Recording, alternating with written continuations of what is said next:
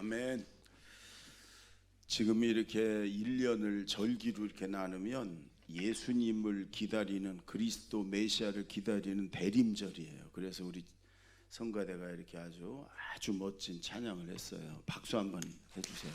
박수 한번. 하나님 말씀 사도행전 24장 1절부터 16절까지입니다. 내용을 저하고 교독하면서 잘 좀 여러분 보시기 바랍니다. 1절부터 16절입니다. 24장. 닷새 후에 대제사장 아나니아가 어떤 장로들과 한 변호사 더둘로와 함께 내려와서 총독 앞에서 바울을 고발하니라. 바울을 부르매 더둘로가 고발하여 이르되, 벨릭스 각하여, 우리가 당신을 힘입어 태평을 누리고 또 이 민족이 당신의 선견으로 말미암아 여러 가지로 개선된 것을 우리가 어느 모양으로나 어느 곳에서나 크게 감사하나이다. 당신을 더 괴롭게 아니하려 하여 우리가 대강 여짜옵나니 관용하여 들으시기를 원하나이다. 우리가 보니 이 사람은 전염병 같은 자라 천하에 흩어진 유대인을 다 소요하게 하는 자여 나사렛 이단의 우두머리라. 그가 또 성전을 더럽게 하려 함으로 우리가 잡아싸우니 당신이 친히 그를 신문하시면 우리가 고발하는 이 모든 일을 아실 수 있나이다 하니, 유대인들도 이에 참가하여 이 말이 옳다 주장하니라. 총독이 바울에게 머리로 표시하여 말하라 하니, 그가 대답하되 당신이 여러 해 전부터 이 민족에 재판장된 것을 내가 알고 내 사건에 대하여 기꺼이 변명하나이다. 당신이 아실 수 있는 바와 같이 내가 예루살렘에 예배하러 올라간 지 열이틀밖에 안 되었고, 그들은 내가 성전에서 누구와 변론하는 것이나 회당 또는 시중에서 무리를 소동하게 하는 것을 보지 못하였으니, 이제 나를 고발하는 모든 일에 대하여 그들이 능히 당신 앞에 내세울 것이 없나이다. 그러나 이것을 당신께 고백하리이다. 나는 그들이 이단이라 하는 도를 따라 조상의 하나님을 섬기고 율법과 선지자들의 글에 기록된 것을 다 믿으며 그들이 기다리는 바 하나님께 향한 소망을 나도 가졌으니 곧 의인과 악인의 부활이 있으리라 함이니이다. 다 같이 이것으로 말미암아 나도 하나님과 사람에 대하여 항상 양심에 거리낌이 없기를 힘쓰나이다. 아멘. 네. 우리 3부 예배 지난주에 이두열 목사님이 사회를 봤는데 잘못 봐서 쫓겨난 게 아니고 독감, 그렇지? 독감. 근데 이렇게 바꿔도 지들끼리 바꾸고 나한테 얘기도 안 해요. 내가 그래도 담임 목사인데 독감으로 오늘 이두열 목사가 이렇게 사회를 못 보게 됐습니다. 이런 얘기는 해줘야 되는 거 아닌가 나한테? 저들끼리 그냥 쓱 바꾸고 내가 그냥 짐작만 한 거예요. 아, 독감이라 이두열 목사가 마스크 쓰고 저 위에 있네. 그래. 앞으로는 얘기 좀 해줬으면 좋겠어. 나도 좀 알게. 굉장히 궁금했네 난. 혹시 여러분 중에 한 분이 혹시 뭐 국정 문제로 인해서 뭐 이렇게 받고 그런 거 전혀 아니라는 걸 알려드립니다. 지금 여러분 바울이 이제 붙잡혀 가지고 군부대에 붙잡혀 로마 군대에 붙잡혀서 이제 죄가 있냐 없냐 신문을 받는 거예요. 총독 앞에서 이스라엘을 지배하고 있는 로마의 총독 앞에서 이제 신문을 받는데 이 사도행전 24장을 쭉 읽어보면 바울이 당당합니다. 묶여가지고 이 총독이 자기를 죽일 수도 살릴 수도 있어. 그런데 오히려 잘 보면 나중에 총독이 두려워해. 바울은 아주 두려움 없이 당당해. 왜냐? 바울은 하나님이 살아계심을 믿고 지금도 하나님이 나와 함께 하심을 믿거든요. 하나님이 나를 붙들고 계신다. 나와 함께 하신다. 왜? 지지난주에 하나님이 바울아 담대하라. 네가 여기서 나를 증언했듯이 로마에 가서도 나를 증언해야 하리라. 하나님의 음성을 들었거든요. 하나님이 지금 나와 나를 지켜준다는 걸 확신하거든요. 그러니까 지금 총독, 대제사장, 뭐 높은 사람들 앞에 묶여는 있지만 당당하게 하는 거예요. 여러분, 우리가 이 세상 살아가면서 우리 앞에 이런저런 환난, 또 두려운 어떤 여건이나 사람 앞에 설 때가 있어요. 그때도 이 두 가지만, 하나님이 지금 살아계신다, 그리고 그 하나님이 지금도 나와 함께 하신다, 이것만 확신하고 절대 믿음이 있으면 여러분 조금도 두렵지 않아요. 오늘 말씀을 통해 이 확신이 저와 여러분에 있기를 바랍니다. 제가 목회 초기에 30몇 년 전에 섬에서 목회를 이제 했어요. 전기도 안 들어오는. 그게 저는 하나님의 섭리라고 생각하고 많은 것들을 거기서 이제 얻고 목회하면서 많이 생각하는데, 이 말씀을 지난주에 이렇게 여러 번 묵상을 하는데 그 섬에 있을 때 생각이 났어요. 거기서 이제 목사 안수를 받았거든요.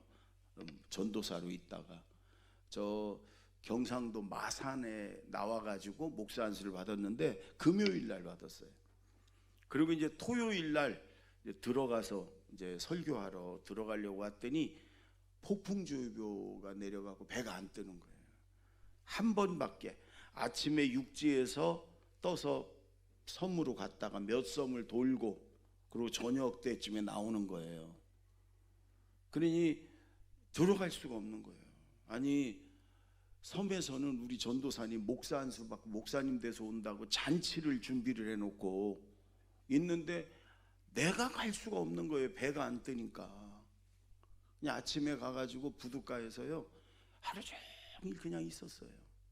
그냥 좀 오후에는 이제 배가 이게 뜨겠지 이런 기대가 아니에요. 아침에 안 뜨면 바람이 잦아들어도 안 뜨는 거예요. 그는.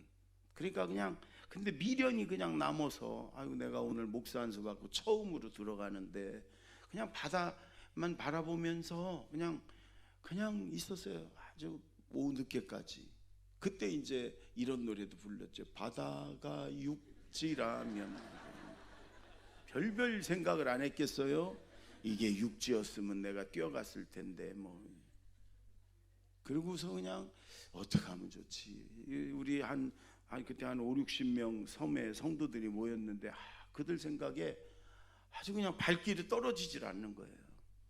그런데 그 저녁 때가 가까이 와서 그 전화가 그 부둣가 옆에 그 식당으로 전화가 왔어요. 배가 한 대 나온다는 거예요. 바지락 그걸 싣고. 근데 그게 들어간대요. 목숨 걸고. 여러분 바다 사람들은 그래요. 목숨 걸을 때가 있어. 그걸 얻어 타고 들어가는 거예요. 조그만 고깃배. 여전히 파도는 막 어마어마하게 불어오고요. 여러분 그런데 그때 제 안에 섬에 있으면서 수많은 하나님의 음성도 들었고 기도응답도 받았고 하나님의 살아계심을 저는 절대 믿고, 그 다음에 이런 생각이 딱 들었어요. 하나님 나를 데리고 가시려면 진작에 데리고 가셨지. 아니 오늘 목사 안수 받고 첫날 축도를 처음 하는 거예요.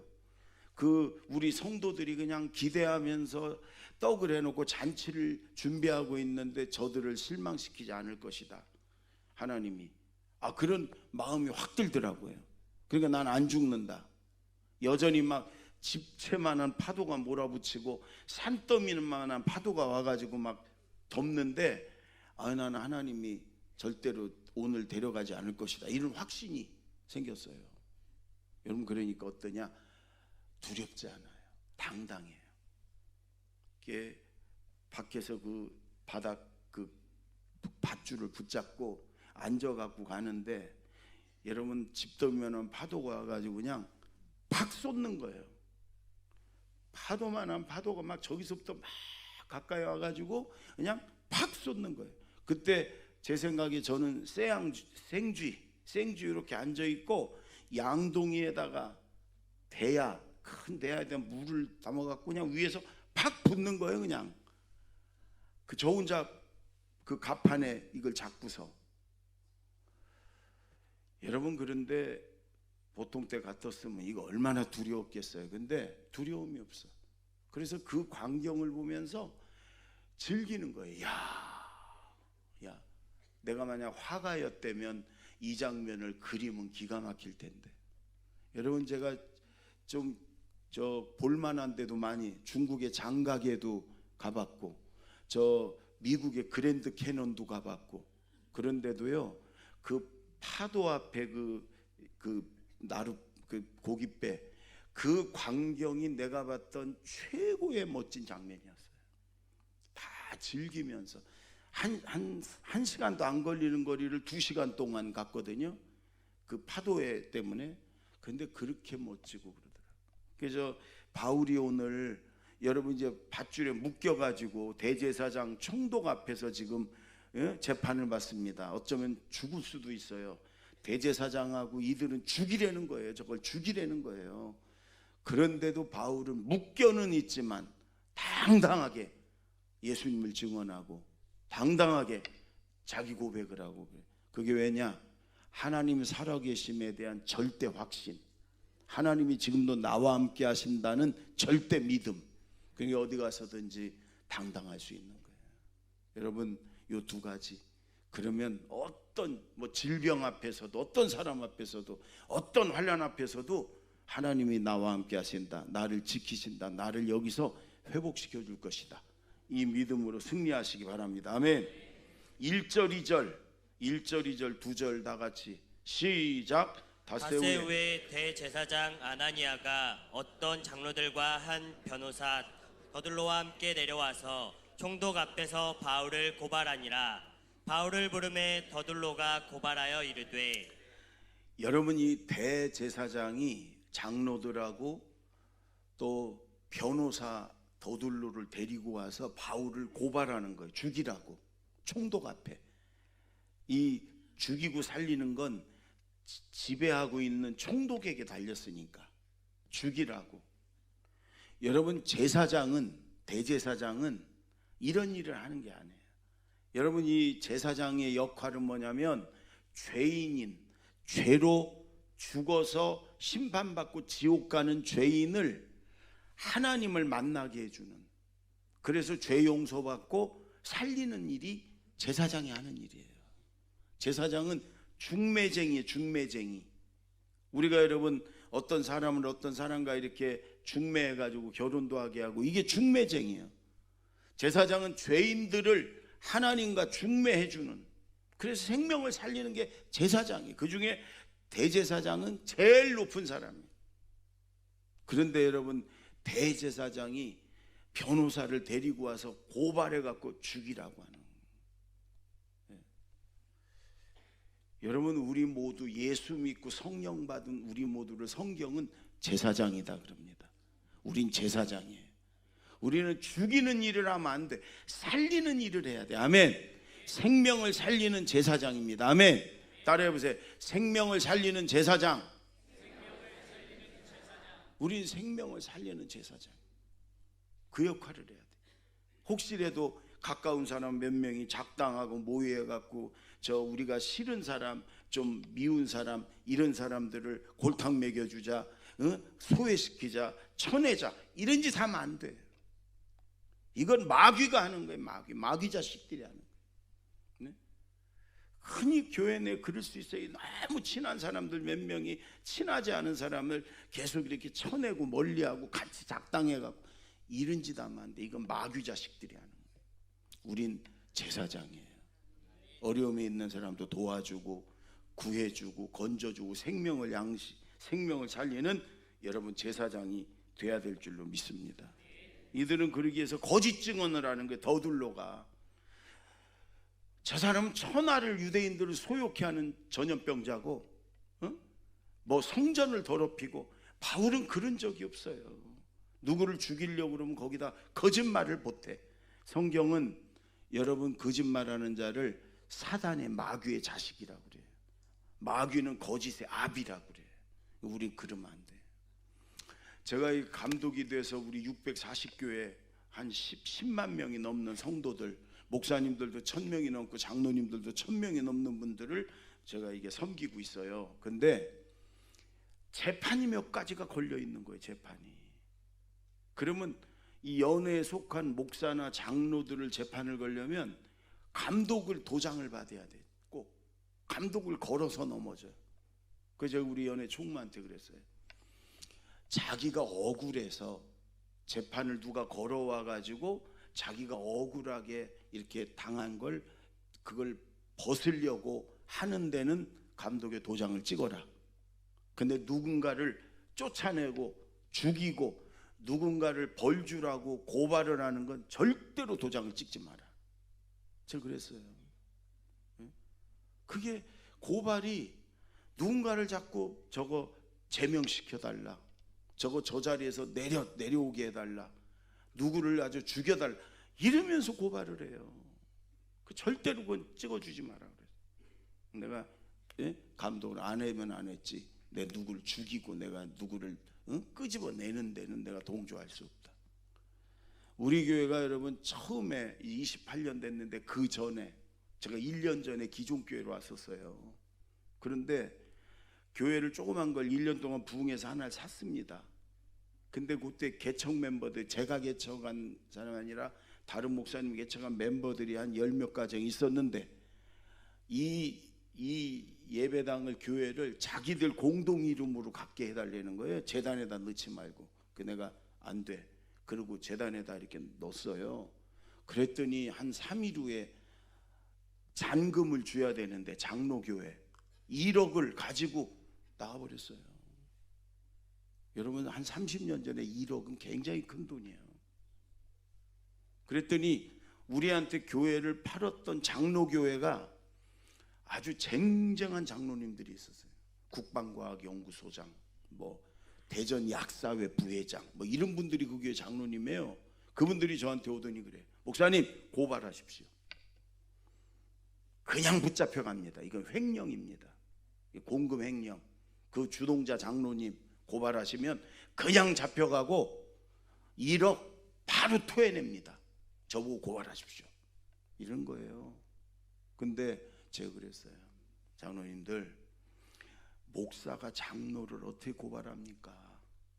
한땐 저들이 내 성도고 내 양이었는데 내가 어떻게 고발합니까? 이것 때문에 내가 정말 어려운 고난을 많이 당할 겁니다. 그러나 내가 감당하겠습니다. 조금만 기다려 주세요. 그들은 매일 저한테 고발하라고 그러는데 내가 목사를 그만두면 그만두지 어떻게 목사가 장로를 고발합니까? 그러고 안 했어요. 끝까지. 그것 때문에 어려움 많이 당했어요. 그 구하고 해느라고, IMF를 그거 통과하느라고 얼마나 힘들었나 몰라요. 그랬어도 안 했어요. 여러분, 우리가 제사장인데, 생명을 살려주는 사람인데, 혹시 여러분 누구를 벌주라고, 누구를 죽이려고 지금 고발하는 거 있으면 그만두세요. 하나님께 기도하세요. 그러나 내 억울함을 벗기 위한 거라면 그건 뭐 어쩔 수 없어요. 누구를 죽이고 누구를 끌어내리고 누구를 소외시키고 여러분 그걸 위해서 작당하고 고발하고, 우리 그리스도인은 그러면 안 돼. 우리 제사장은 그러면 안 돼. 생명을 살리는 제사장이 돼야 돼. 아멘. 따라해보세요. 생명을 살리는 제사장. 꼭 그렇게 되십시오. 자, 또 두 번째 5절을 읽습니다. 시작. 우리가 보니 이 사람은 전염병 같은 자라 천하에 흩어진 유대인을 다 소유하게 하는 자요 나사렛 이단의 우두머리라. 여러분, 이 바울을 고발하는 대제사장 측의 변호사가 바울을 전염병자라는 거예요. 전염병자. 우리가 코로나 봤지요? 삽시간에 온 나라에 온 세계에 막 이 전염병이에요. 여러분, 바울이 가는 곳마다 복음을 전하니까 예수 믿는 사람들이 막 늘어나고 가는 데마다 교회를 세우고, 이 변호사 더둘러가 보니까 이게 전염병이 확 퍼지듯이 예수 믿는 사람이 그렇게 되더라는 거예요. 그게 전염병자다. 사람을 죽이는 세균을 퍼뜨리는 전염병자다. 여러분, 인류 역사상 사람을 제일 많이 이렇게 죽게 하는 건 전쟁이 아닙니다. 전쟁은 많이 죽기도 하지만 그렇게 어마어마하게 죽지 않아요. 뭐가 많이 죽이냐? 전염병이에요. 특히 유럽은 이 페스트, 흑사병, 그 전염병이 한번 돌면은 어떤 도성의 3분의 1, 4분의 1, 심한 데는 50%가 죽었어요. 여러분 우리 대전이 150만인데 전염병으로 7, 80만이 죽었다고 생각해 보세요. 이건 뭐 난리도 그런 난리가 없지요. 그런 걸 여러분 지금만 코로나 뭐 사스 이런 게 오는 게 아니에요. 예전에는 장티푸스, 콜레라, 이 흑사병 이런 게 돌면 그냥 나라가 도시가 절단이 났어요. 지금 그 얘기를 하는 거예요. 여러분 우리나라의 복음이 공식적으로 처음 선교사들이 딱 들어온 게 1885년 부활주일 날 우리 감리교 아펜셀라 선교사와 장로교의 언더우드 선교사가 둘이 배를 타고 인천항에 부활주일 1885년 부활주일에 딱 도착했어요. 둘이 이렇게 얘기를 했어요. 당신이나 나중에 누가 먼저 한 발을 딱 인천항에 딱 내디디면 같이 왔지만 그래도 둘 중에 누가 줄 서서 한 줄로 내리잖아요. 근데 그러면 장로교가 먼저 발을 디뎠다, 감리교가 먼저 발을 디뎠다, 그렇게 싸울 거 아니냐 나중에. 한 발 차이인데도. 그러니까 우리 둘이 동시에 인천 안에 둘이 발을 딱 내디디자.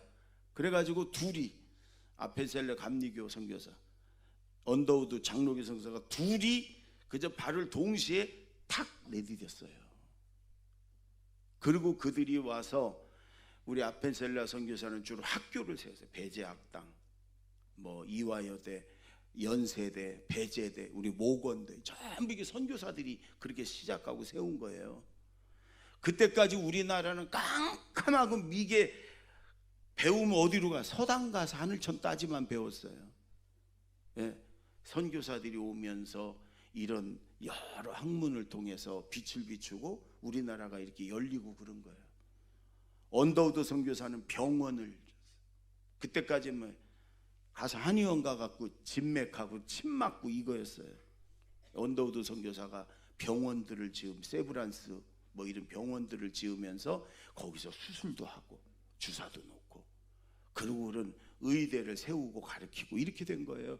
그래서 선교사들이 복음이 우리나라 들어오면서 우리나라가 이 갓 상투 잘라내고 여러분 제대로 개화된 나라가 된 거예요.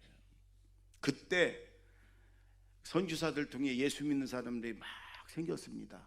공부도 배우고 의술도 배웠지만 막 생기면서 기독교를 야소교라고 그랬어요. 야소교. 예수교의 비슷한 말이 야소교인데 야소교의 뜻이 연병이라는 뜻이 연병. 막 콜레라 때문에 막 수십만이 죽어나가고 막 이런 걸 경험했거든요. 근데 우리나라에서도 그들을 통해서 막 예수 믿는 사람이 늘어나니까 야소교, 연병 이렇게 얘기했단 말이에요. 여러분 맞습니다. 우리 기독교는요 생명을 살리는 전염병이에요. 죽이는 전염병이 아니라 막 여러분 내 주변 사람들이 살아나야 돼요. 아멘. 저희 집만 해도 우리 어머님 처음 예수 믿었어요. 저를 뱃속에 가지고 처음 믿었어요. 우리 집안 다 예수 믿게, 친정에 시댁 쪽에 다 지금 예수 믿게, 한 명이 생명을 살리는 전염병자가 돼가지고, 이게 여러분 진정한 기독교 그리스도인입니다. 여러분 주변에 여러분 예수를 전해서 십자가에서 피 흘려 죽으신 그 예수님을 믿고 회개하고 그래서 생명을 살리는 이런 역사가 여러분 일어나야 될 줄로 믿습니다. 어제 제가 우리 감리교회 장로님들, 전국에서 온 장로님들 중에 지방의 평신도 총무를 맡으려면 연수 교육을 한번 받아야 돼. 그 연수원이 제가 맡고 있는 교육국 안에 있기 때문에 제가 목사님들, 장로님들 교육을 시킵니다. 어제 한 100여 명이 전국에서 오셨어요. 그 장로님들한테 제가 그랬어요. 여러분 지금 우리 감리교회, 한국교회에 꼭 필요한 건 장로님들이 전도하는 겁니다. 딴 거 아닙니다.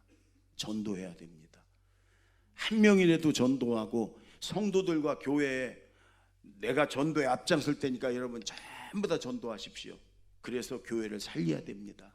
장로님들이 뭘 감시 감독하고 하고서 뒤에 처제 그러면 안 됩니다. 앞장서서 전도해야 됩니다. 앞장서서 하나님이 가장 기뻐하는 게 영혼 구원. 천국 가면 제일 상급이 많은 게 영혼 구원. 근데 장로님들이 전도는 안 하고 그저 다른 정치나 하고 다른 거 하면 안 됩니다. 전도해야 됩니다. 그러면서 그랬어요. 두 가지만 하십시오. 첫째, 내 주변에 예수 안 믿는 사람 돌아봐서 한 명 정하고 이름 불러가며 날마다 아침 저녁으로 기도하십시오. 그 사람 이름 불러가며 하나님 예수 믿고 천국 가게 해주세요. 저 사람 지옥 가지 않게 해주세요. 더군다나 장로님쯤 됐으면 내 형제, 내 가족 다 예수 믿고 천국 가게 해야지. 내 가족이 형제들이 예수 안 믿고 지옥으로 달려가고 있는데, 내 자식이 장로인 내 자식이 예수 안 믿고 지옥 달려가는데 잠이 온다, 밥이 먹힌다, 이건 가짜입니다. 아주 내가 우리 장로님들한테 첫째, 그 영혼 그 생명 이름 불러가며 기도하십시오.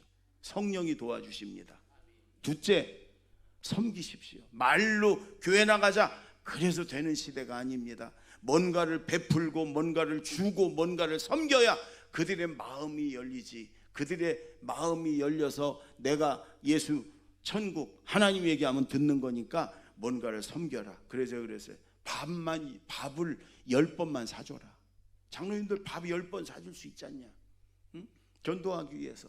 근데 8번까지는 아무 소리 말고 그냥 사줘. 그냥.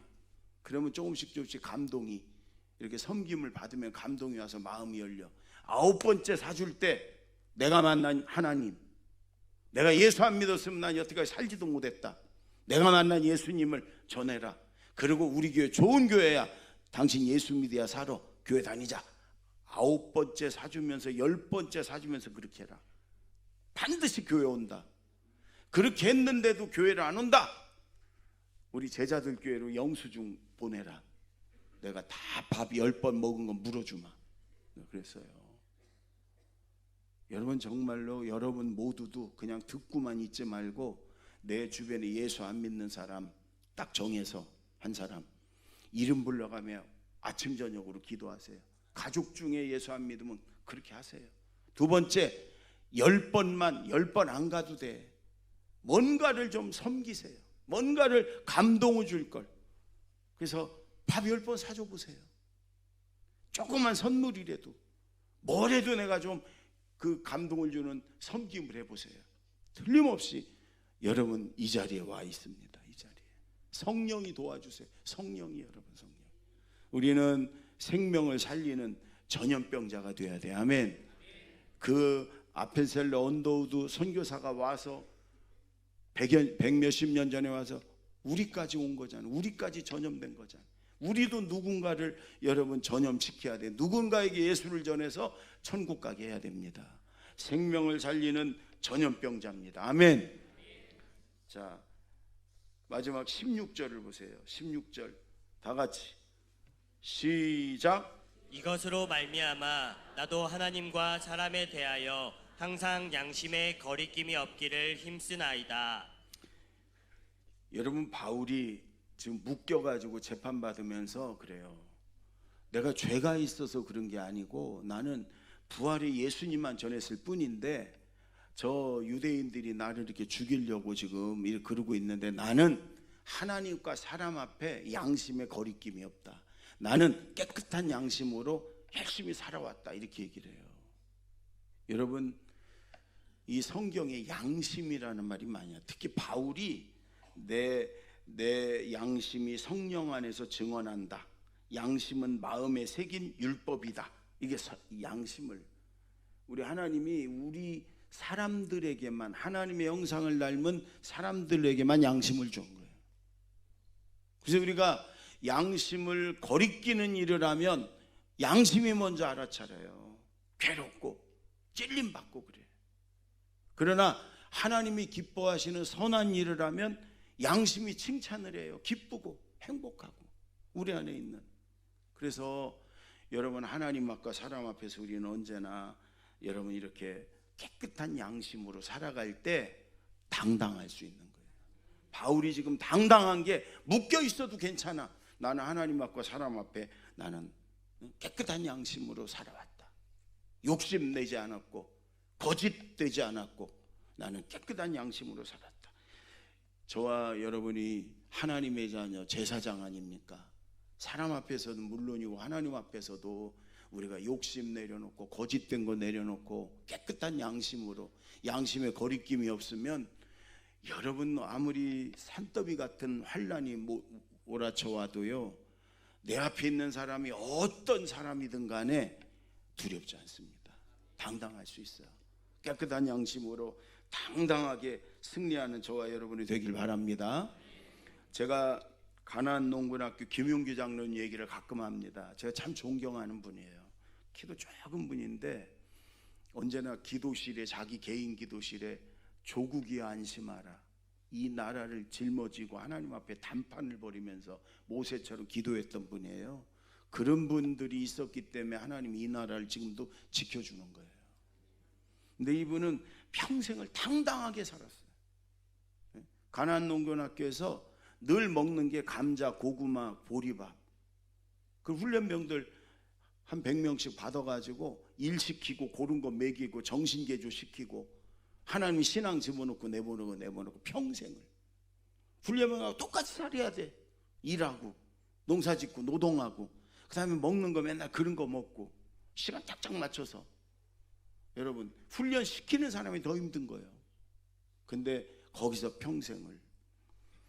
초창기에 한 번은 5.16 혁명이 일어나고 그 다음에인가, 그때는 여러분 온 나라가 이 군부 독재, 박정희 그러면요 서슬이 펄었고 누구나 그 앞에서 벌벌 떨었던 시대예요. 이 박정희 장군이 최고 권력자가 되어서 거기로 온 거예요. 가나안 농군학교. 별들이 막 수십 명이 따라와서 장관들이 따라왔어요. 근데 김윤규 장로님은 똑같이 점심때에 왔어요. 똑같이 앉으라고. 훈련병 앉는 그 나무 의자에 똑같이 훈련병하고 똑같이 박정희 장군, 장군들 다 앉히고 똑같이 감자, 보리떡, 감자 2개, 보리떡 하나 똑같이.